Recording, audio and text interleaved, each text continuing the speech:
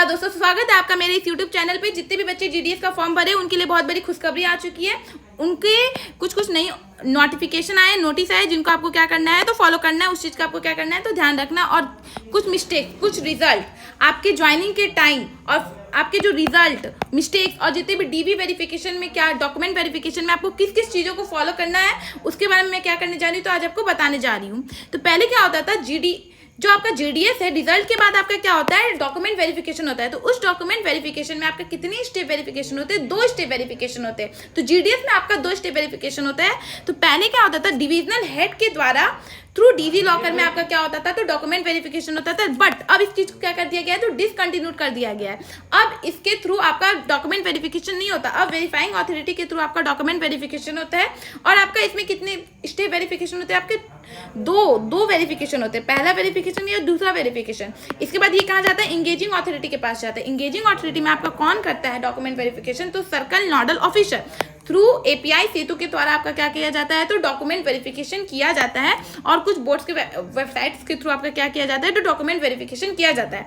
अगर मैं बात करूं जितने भी बच्चे GDS का फॉर्म भरे हैं तो उनको मैं बताना चाहूंगी कि जो ये आपका डॉक्यूमेंट वेरिफिकेशन होता है या आपका मेरिट लिस्ट में नाम आने के बाद विदिन 15 डेज के अंदर आपका ये डॉक्यूमेंट वेरिफिकेशन आपको करवाना रहता है। यानी कि 15 डेज के अंदर आपका डॉक्यूमेंट वेरिफिकेशन हो जाता है। और जब भी आप डॉक्यूमेंट वेरिफिकेशन कराने जाए तो आपका जितनी भी आपके ओरिजिनल डॉक्यूमेंट है उसके 2 फोटोकॉपी लेके जाए। कितनी फोटोकॉपी लेके जाए? 2 फोटोकॉपी लेके जाए।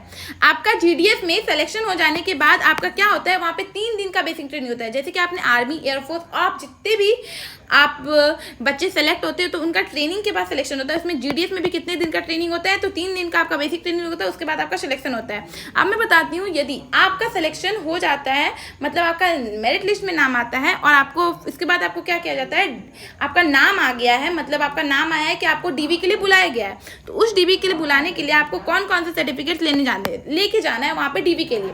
सबसे पहले आपको 10th का मार्कशीट लेके जाना है। क्या लेके जाना है? 10th का मार्कशीट। ओके, उसके बाद आपका एक आइडेंटिटी प्रूफ लेके जाना है। In case identity proof you can carry your Aadhaar card. क्या लेके जा सकते हैं आप? आधार कार्ड। अब दूसरा है कास्ट सर्टिफिकेट। तो आपको कौन से लेवल का कास्ट सर्टिफिकेट लेके जाना है? एक होता है सेंट्रल लेवल का कास्ट सर्टिफिकेट, एक होता है स्टेट लेवल का कास्ट सर्टिफिकेट।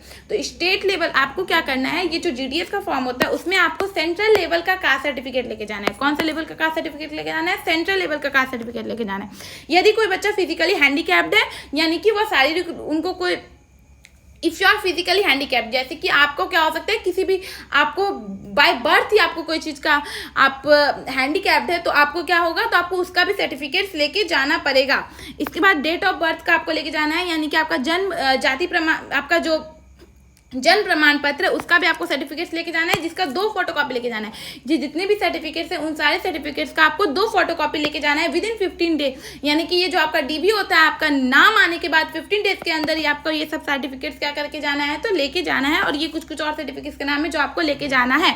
इसके बाद आपकी 3 दिन की बेसिक ट्रेनिंग होती है। उस 3 दिन की बेसिक ट्रेनिंग के बाद आपका GDS में क्या हो जाता है तो सिलेक्शन हो जाता है। तो इन बातों का आप ध्यान रखें ताकि आपका क्या हो सके तो GDS में सिलेक्शन हो सके। एक बात और याद रखें, जो आपको सर्टिफिकेट्स लेके जाना है ये जरूर नोटिस कर ले कि कौन सा लेवल का सर्टिफिकेट ले जाना है। सेंट्रल लेवल का सर्टिफिकेट लेके जाना है, कोई भी स्टेट लेवल का सर्टिफिकेट मत लेके जाइएगा, ना तो फिर आपका वहां पे सिलेक्शन रुक सकता है। तो इन सब बातों का आप क्या कर ले, नोटिस कर ले और अच्छे से ध्यान में रखे। यदि आप कोई भी मिस्टेक करते हैं, सुनते हैं ना कि बहुत बच्चों का क्या हो जाता है, हर चीज कर लेने के बाद उनका फाइनल में नाम नहीं आता है। तो बच्चे क्या करते हैं, छोटी छोटी गलतियों के कारण उनका सिलेक्शन क्या हो जाता है तो रुक जाता है। तो आप इन बातों का ध्यान रखें। अगर आपको कोई भी और इम्पोर्टेंट कोई भी अगर आपको डाउट हो रही है और आपको एक्स्ट्रा इन्फॉर्मेशन चाहिए तो आप क्या कर सकते हैं तो मेरे चैनल पे कमेंट कर सकते हैं।